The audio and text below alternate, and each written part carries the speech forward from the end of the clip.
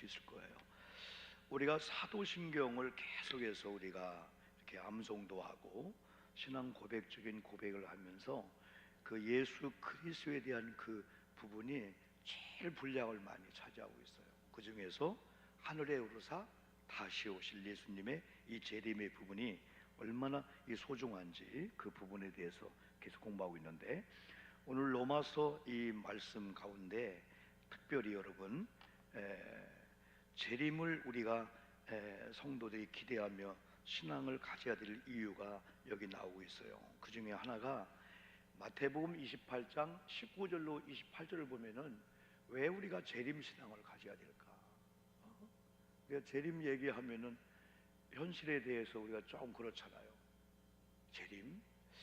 정말 그 이유 중에 하나가 이 말씀이에요. 한번 읽어봅시다. 예수님이 마지막 승천하시면서 주신 그 메시지인데 이 말씀 한번 볼까요? 시작. 그러므로 너희는 가서 모든 민족을 제자로 삼아 아버지와 아들과 성령의 이름으로 세례를 베풀고 내가 너희에게 분부한 모든 걸 가르쳐 지키게 하라. 볼지어다 내가 세상 끝날까지 너희와 항상 함께 있으리라 하시니라. 그러니까 우리 예수님이 하늘나라 가시면서 두 가지를 약속했다고 했죠. 그 중에 하나가 성령을 보내주겠다. 또 하나가 이런 복음에 대한 우리에게 미션을 준 거예요. 주님이 다시 올 때까지 우리 교회나 우리의 사명이 모든 걸 가르쳐 지키라고 했고, 그리고 또 성부, 성자, 성령 이름으로 세례를 줘서 구원받게 해야 된다. 오늘도 우리 세 가지 성경 공부를 했어요. 그러니까 세 분은 완전 초신자입니다. 완전 초신자예요. 여러분들한테 복음을 넣어주면서 하나님을, 예수님을 이렇게 알려주려고 하면 이해로는 절대 안 돼. 이해가 안 되는 거예요. 어떻게 하나님을 믿고 어떻게 예수님을 우리가 이해할까? 이해가 안 되는 거예요. 그래서 우리도 여러분 자꾸 설득하고 이해하려고 하면은 더 함정에 빠져요. 만약에 삼위일체 하나님을 설명하는데 막 이론적으로 학적으로 하면 더 깊이 빠져. 삼위일체 하나님은 그냥 믿으면 된다. 아멘 합시다. 아멘. 믿으면 되는 거예요. 이걸 자꾸 우리가 새신자나 어떤 대상되면 자꾸 설득을 하고 설명하고 절대 안 돼요. 하나님이 하시게 하고 우리만 하면 돼. 우리 손. 그래서 어느 선을 줘서 너무 깊이 들어갈 필요도 없어요. 우리가 해야 될 것만 하면 되는 거예요. 그 나머지는 하나님이 할 거고, 너무 우리가 위한다고 하면서 사생활 깊이 들어가서 마치 교회에 오면은 그분의 삶의 전체를 교회가 막 책임지는 것처럼 막 법적인 문제, 먹는 문제, 그렇게 해서는 한 사람을 올바로 인도하지 못해요. 성령께 맡기면은 어느 날 성령 가운데 본인이 막 또 자발적으로 교회 나와야 된다, 내가 진리를 한번 알아야 된다, 막 그런 하나님의 그 역사가 있어요. 그래서 어쨌든 우리는 주님께서 마지막 가시면서 성령을 보내주겠다, 내가 세상 끝날까지 너희와 함께 하겠다라고 하는 그 끝은 주님이 재림하는 그 지점이 꼭지점입니다. 그때까지는 우리 힘으로 살 수가 없어요. 이 세상을요. 하나님이 함께 하신 그 은혜로 살아야 우리가 주님이 재는 그때, 주님이 재림하는 순간부터는 우리 노력이나 우리 애씀의 단계가 아니에요. 신령한 그런 몸으로 변화가 되는 거예요. 여러분, 이 씨하고 열매는 연관이 있고 영속성이 있어요. 씨를 심으면은 이렇게 줄기가 나오면서 가지에 꽃이 피고 열매가 맺어요. 근데 어떤 경우는 씨하고 열매, 꽃은 비교할 수 없을 정도로 열매, 꽃이 아름다운 거예요. 우리가 이 땅에 살면서 때는 이 씨처럼 이래요. 근데 이 다음에 주님이 오셔서 신령한 몸으로 변화되는 이 상상은 가히 짐작할 수, 이런 세계를 아닌가? 지금 4일째 다니엘 기도의 간증작을 보면은 그냥 평범한 모습인데 저게 있네. 그러니까 간증서자로 하나님 세우는 거지. 놀라운 거야, 놀라. 이야, 저런 가운데도 하나님을 만났네. 그러니까 오늘 밤도 산모 예배 안 드려도 되는데 기대가 되는 거예요. 그러니까 지금은 억지로 출발할 때는 동원시켜야 돼요. 그러나 이미 시작되면 전화할 것도 없어요. 알아서 오야 돼요. 천국은 침노 앉아 있기 때문에 앞으로 교회 임원을 세우고 하는 것도 임원을 되는 사람은 되고 안 되는 사람은 안 되고 섬기면 되지 뭘 꼭 임원 돼야 되는 거. 우리가 꼭 직분을 받아야 돼요. 네? 그렇게 되면 세우는 거고 그렇지 않으면 그 범위에서 하면 되는 거예요. 그런 거예요. 그런데 경험하고 제하고 만나봐. 똑같은 거지만은 예수님이 목사 내가 끝날까지 너와 함께 할게. 너 복음 전해. 전도해야 돼. 그러면 내가 오면서 끝날 되면은 이제 전도할 것도 없고 이제는 뭐 기도할 것도 없고 교회 빚 갚을 것도 없고 뭐 가정 뭐 애들 뭐 이런 거 걱정할 거 없다. 그때부터는 은혜로 믿음으로 산 우리가 성령이 하나님이 주권자로서 영생의 삶 혼인잔치부터는 그냥 되는 거예요. 우리 권사님 저도 이제 두 아이를 결혼시켰잖아요. 야, 나는 그걸 느꼈어요. 세상에서 가장 행복한 순간, 가장 편한 시간이 결혼하는 그날이다. 그 전까지는요, 상견례, 청첩 만드는데 누구를 보내야 되냐, 어떻게 해야 되냐, 그러면서 청첩도 보내고 이제 그 전날까지는 나름대로 날짜가 어떠냐, 누가 올 거냐, 또 막 해가 좋을 거냐, 비가 올 거냐, 막 눈이 올 거냐, 그러다가 그날 딱 되면은 목사인 저로서는 교회에서 어떤 기획을 하면은 주일 예배 직전 끝날 때까지는 긴장을 하는 거예요. 1부 예배, 2부 예배, 성찬식, 점심시간, 새가족, 3부 예배 다 긴장을 하는 거예요. 왜? 우리가 하나님이 돕지만 기획을 하고 다 이렇게 디렉터를 다 하니까. 근데 결혼식 날 딱 되면 권사님 그냥 무조건 맡기면 됩니다. 여기 사람은 쓰고 있는 사람은 인사하고 아무것도 신경 쓸 거 없어요. 그냥 하객들 인사 다 사인해줘요. 아, 지금 나갈 시간입니다. 앉을 시간입니다. 내가 그래서 세상에서 제일 행복한 날이 목사인 저에게 있어서는 많은 행사를 기획하고 했지만은 결혼식 그날은요, 오실 분 오시고 못 올 분 못 오고 다 또 내빈들 안내하고 혼사로서 또 광고하고 이걸 다 따라만 하면은 그냥 끝나더라고. 권사님도 절대 전날까지는 조금 걱정스러워. 그래도 누가 올 건가, 400명을 했는데 과연. 근데 그날 딱 되면은 이제는 비가 와도 올 사람 오고 다 우산 쓰고 오고 다 와요. 그날 딱 되면은 거기 리도하는 안내에 의해서 그렇게 되는 거예요. 여러분 마찬가지예요. 주님이 재림하는 그 순간부터는 우리는 그때까지 걱정해야 돼. 우리 가정을 어떻게, 우리 애들 어떻게, 우리 교회를 어떻게, 내 사명을 어떻게, 내 직분을 어떻게. 하나님 내게 달란트를 맡겼는데 어떡하지? 어제 같은 경우는 그 시각장애인을 사역하는 그 목사님이 그 아이들 시각장애인이잖아요, 맹인이잖아요. 너희들 한 번 눈을 뜬다면은 3가지 소원만 얘기하라. 아유, 나고 눈물 나더라고. 다 안 보이는 거예요. 나는 우리 엄마를 보고 싶어요. 엄마의 목소리하고 피부를 만져보면서 이게 엄마였어? 이게 아빠였어?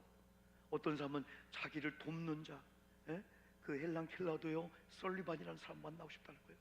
3일만 내가 볼 수 있다면은 설리반 선생님, 우리 엄마도 아닌데 우리 설리반 선생님이 오늘날 나를 나대게 한 거야. 꽃을 만지면서 켈라요, 헬란 켈라, 이 꽃이야, 색깔 이런 거야, 촉감 이거지, 이건 이런 꽃이야. 그걸 막 감을 잡아준 거야. 귀에 찬바람이 불 때는 가을이 오는 거야, 겨울이 오는 거야. 나를 나대게 한 그분을 한번 직접 보고 싶다는 거죠. 난 그런 걸 볼 때 오늘도 성령이 우리 자매 그런 여러분 찬양을 했지만은 불평할 게 아무것도 없다. 이번에 나트랑 갔다 오면서 제 옆에 우리 장로교 목사님이 타셨어요. 올해 은퇴를 4월 달에 하신 분이에요. 오 목사, 내가 하나 얘기해 줄게. 나 3년 전부터 이상한 병이 왔어. 그게 바로 섬유 근육통이에요. 나는 유영미 집사님 때문에 그걸 알고 있는 거예요. 24시간 동안 바늘로 팍팍 찔리는 고통인데 24시간 동안 언젠가는 막 흉통이 오는데 심장통이 아니고 섬유 근육이 찢어지는 고통이라는 거예요. 그래서 우리나라에 최고의 조예가 깊은 의학 박사를 만났는데 원인을 모르기 때문에 이건 치료할 수 없다는 거예요. 그런데 가정의 내력일 수 있다는 거예요. 이거는. 약을 지어주는데 아침에 한 번 저녁에 먹는데 마약성 진통제입니다. 그 약을 먹는 순간에 100이라면은 20%가 줄고 고통 80%는 지금 잠을 잡은 적이 없다. 밤 24시간 눈 뜨고 있는 거예요. 그냥 눈을 어디서 감고 있는 거예요. 하나님, 나 고도가 달라고. 신앙이 없다면은 일반적인 사람은 그걸로 끝인 줄 알고 극단적인 삶을 생각하는 걸 그걸 느끼고 있다는 거예요. 애들 유언 다 했다는 거예요. 근데 어떻게 여행으로 왔어요? 얼굴 볼 때는 아무 그런 게 없는데요. 제가 그 얘기 들으면서요, 어떤 분은요 항암 중에 있는 분이 있어요. 소아마비가 있어요. 어떤 분은요 그거 그래도 하루 동안 안 아플 때가 있잖아요. 우리 유영미 집사님은 20년 동안 그걸 앓고 있다가 예수를 우리 교회 예수 믿은 거예요. 20년 전에 믿다가 우리 교회. 그 남편도 안 믿다가 우리 교회 나와서 예수 믿고 있는데 이번에 김밥 30인분 싸운 유영미 집사님 새벽 3시부터 여성이 간다 하니까 아니 그 아픈데 여기가 그런 거예요. 근데 이 목사님이 그런 병이라는 거예요. 근데 목사 신기한 것은 설교를 준비할 때는 다 잊어먹는다는 거예요. 이야. 근데 문제가 뭐냐? 은퇴했다는 거예요. 은퇴해가지고 설교할 기회가 없다는 거예요. 그런데 그 교회에서 원로 목사지만은 배려해서 후임 목사님하고 장로 일주일에 한 달에 2번씩 설교하게 하고 축도하게 하고 그 일을 했는데 성경을 읽고 설교를 준비할 때는 신비할 정도로 내가 아팠나 잊어먹기 때문에 그분이 고백하기를 내가 은퇴하면 해해질까 봐서 은퇴하면 새벽기도 안 하고 은퇴하면 영적인 이런 거 다 제도권에서 떨어지니까 잃어버릴까 봐서 하나님이 너 성경 보라 말씀 보라 설교를 하든 안 하든 설교를 준비하라 그런 은혜로 알고 거의 매일 성경 보고 거기에 올인하면서 오히려 하나님의 은혜를 경험한다고 그런 얘기하는 거예요. 그래서요 목사님 그것도 예수님이 재림하면 끝나겠네요. 마치 그 기대감이 너무 큰 거야. 예수님이 오시면 끝난다. 예수님의 10년 후에 오실지라도 20년 그때가 나 참겠다는 거예요. 악착까지 참으면서 버티고 이기겠다는 거예요. 어거지로 사는 게 아니고 그런 얘기를 들으면서 한편으로는 빚 때문에 가난 때문에 관계 때문에 어려움 당하는 이런 사람들이 더 예수님을 사모하겠다. 그날 주님은 그냥 억지로 예수님을 기다리는 게 아니고 전도하라 복음을 전하라. 우리가 재림의 신앙을 갖고 종말론적인 신앙을 갖는 건 현실을 도피하고 현실을 피하고 될 대로 되라 하면서 어거지로 그냥 주님 올 때까지 이를 악무로 참는 게 아니고 여전히 고통과 아픔이 있지만은요 그걸 주님을 기다리는 그 기다림으로 준비하는 거예요. 오늘도 세 분 세 가족 공부하면서 우리가 거울을 보는 순간에 하나님 예수님을 주고 나를 샀기 때문에 내가 존귀하게 볼 거다. 한 분은 하반신을 다 소아마비시 최기선 성도님은 한 분은 조선족으로서 20년 전에 대한민국에 온 거예요. 저는요 권사님들 다녀봤죠. 5일 동안만 여행 가도요 무지 불안해요. 일행과 함께 갈 때는 괜찮은데 어느 순간 밤에 해변가 갔다가 이상한 사람 그냥 끝나는 거예요. 타국에 가서는요. 여기서야 뭐 소리 지르지요. 타국에 있는 외국인들의 그 외로움을 알기 때문에 아마 사할린 팀들이 희를 쓰고 이렇게 오시는 것 같아요. 여기서 만나고 막 사랑을 받으려고. 그러니까 저분들이 오늘날 하나님이 귀한 우리 성도님을 예수님을 주고 산 거예요. 그러면 이 다음에 이해하지 못하지만 예수님의 신랑 우리가 신부로서 단장을 해야 돼요. 오늘부터 거울을 보시면요, 야, 내가 존귀한 자구나. 나이가 먹었어도, 내가 병들었어도, 내가 못 배웠어도 나는 존귀한 자구나. 그러나 오늘날 나를 긍지를 가지고 나에 대해서 그걸 가질 때요, 사람이요, 아싸, 살만한 거예요. 누가 뭐라해도 하나님 나를 사랑한다, 난 존귀한 자야. 오늘 크리스찬들이 이런 신앙을 갖다가 현실에 들어가면 다 우리들 기죽고요. 비교 문화 속에서 사람들 비교하면 비교할 때 이 떼놓을 게 없으니까 기죽는 건데, 그때 많은 사람들이 저분은 나보다 가난한데, 저분은 나보다 건강치 않은데, 저분은 나보다 집에 자랑할 게 없네. 맨 어떤 분은 자녀 자랑, 돈 자랑, 유산 자랑, 건물 자랑, 그분 자랑할 게 아무도 없는데 어떻게 얼굴이 기쁘지? 아, 예수 믿는 사람 그런 거구나. 그걸 보여주자는 거죠, 우리가요. 세상 사람들께 이렇게 하지 말고. 또 한 가지 이유가, 우리가 재림의 신앙을 가질 이유 중에 하나가요, 우리 권사님이 읽어준 대로 로마서 8장에 나와요. 피조물들은 아주 존재가 거기서 찾는 것 같아요. 예수님의 오심을 기다리는 존재들이 하나님의 피조물들이고 하나님의 형상대로 이런 지음을 받은 자다. 특별히 19절 21절에서 피조물들도 고대한데, 고대 간절히 기다리고 기다린데, 그게 뭐냐? 하나님의 아들이 나타나기를 기대한다. 하물며 만물의 영장인 인간이 예수님의 재림을 고대하고, 마치 우리 경은이 양이 좋은 신랑을 맞을 신부로서 단장을 하듯이 영적으로 단장을 하는 이 단장이, 이게 당연한 게 아니라 이거죠. 지금 한국교회가 앞으로 10년만 되면 더 잃어버릴 것 같아요. 교회마다 식당 없앱니다. 봉사 안 한다는 거예요. 교회 청소 안 한다는 거예요. 지금 여러분 10교회를 만나면 8교회는 점심 안 먹고요, 오후 예배 안 드립니다. 낮 예배 800명 모이는데 수요 예배 15명 모입니다. 철야기도 안 모입니다. 한국교회 어떻게 할까요?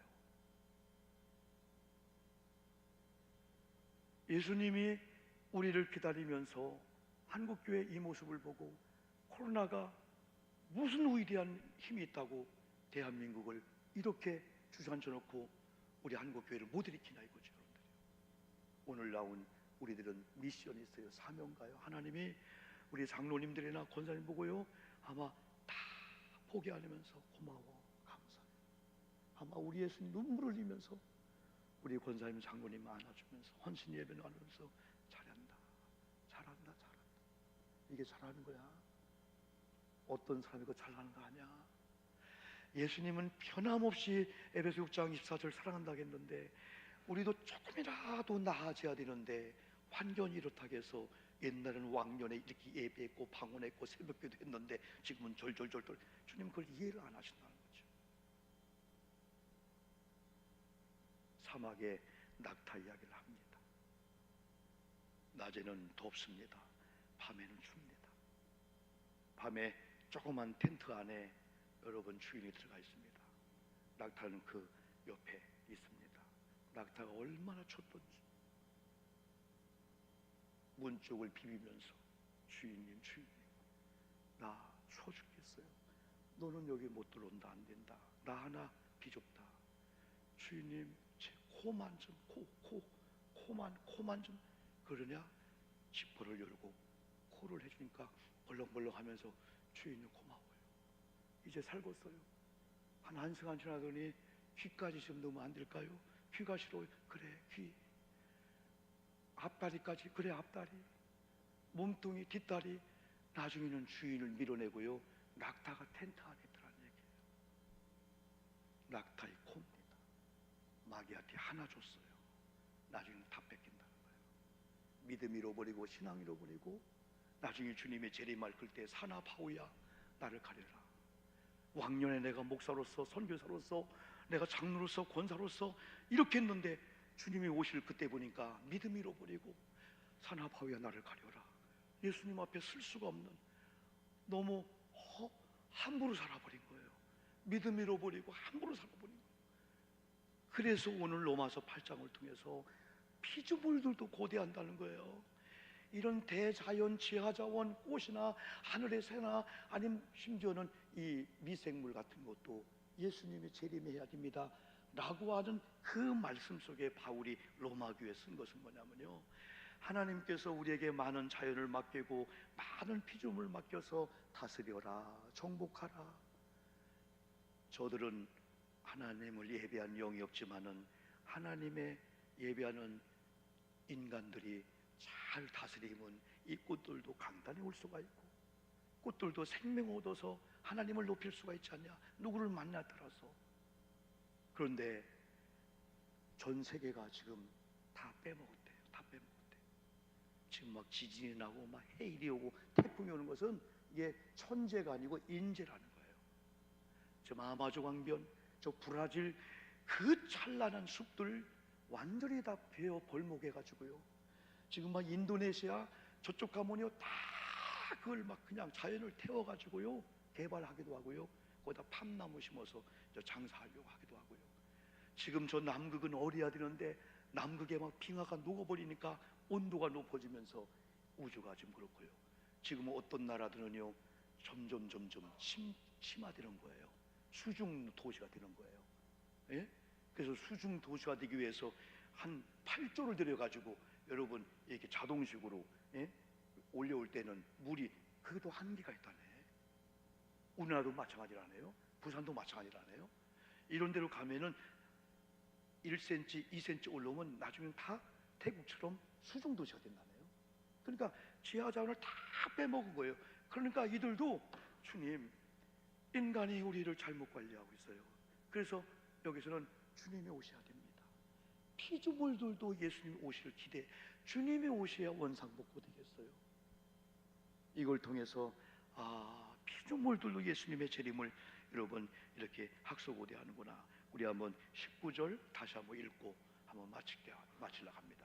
로마서 8장 19절 시작. 피조물이 고대한 바는 하나님의 아들들이 나타난 것이니. 20절 그 바라는 것은 그래, 피조물이 허무한데 굴복하는 것은 자기 뜻이 아니요 오직 굴복하게 하시는 이로 말미암음이라. 21절 시작. 그 바라는 것은 피조물도 썩어짐의 종로로 탄대에서 해방되어 하나님의 자녀들의 영광의 자유에 이르는 것이니라.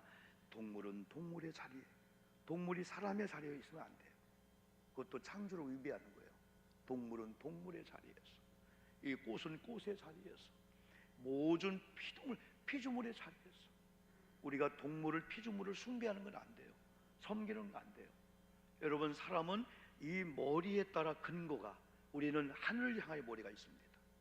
그러나 모든 여러분 이 꽃도 짐승들도 다 네 발로 겨다니면서 머리가 옆을 향해 있다는 것은 내 주인은 하나님을 주인으로 삼는 인간들입니다. 그런 의미랍니다. 근데 목사님, 원숭이도 하늘을 향해 있는데요, 하면요 당장 네 발로 딱 하면서 아니에요, 내 주인은 옆에 있습니다. 원숭이로 산다는 거예요. 그러니까 인간만이 하나님을 향하여 머리가 있다. 이건 하나님을 근거로 하나님을 바라보고 사는 우리가 사람에게 머리를 두고 있는 다스림의 법칙에 서 있는 이 모든 피조물은 우리가 그대로만 다스리면, 짐승들이요 주인님 아닙니다. 난 인간이 아닙니다. 왜 사람의 자리에 내가 가야 됩니까? 짐승들 그러시다는 거예요. 짐승은 짐승입니다. 짐승은 사람의 자리에 어떤 사랑하고 애완 다 해야 되지만은 그들이 죄를 짓게 하면 안 된다는 거죠. 그래서 오늘 한 주를 살면서 여러분, 피조물도 주님이 오시기를 고대하는데 만물의 영장인 하나님의 퓨뉴마, 하나님의 영이 하나님의 형상대로 흙으로 지음받은 우리 속에 있는 생명인 생명의 사람들이 우리가 고대하지 않고 준비하지 않는다면은 안 되겠죠. 그래서 세상 끝날까지라고 하는 끝날은 우리의 노력이 끝나면서 하나님의 영화로운 단계가 시작되는 거. 그래서 죽음은 종지부가 아니고 죽음은 시작이라는 이런 사실 속에서 여러분 또 개인적인 종말도 잘 또 준비하시고 또 영적인 주님의 재림을 잘 준비하시되 신랑을 맞이할 준비하는 신부처럼 우리가 단장하면서 한 주를 사시기를 주님의 이름으로 축복합니다. 2, 3분만 같이 우리가 기도합니다.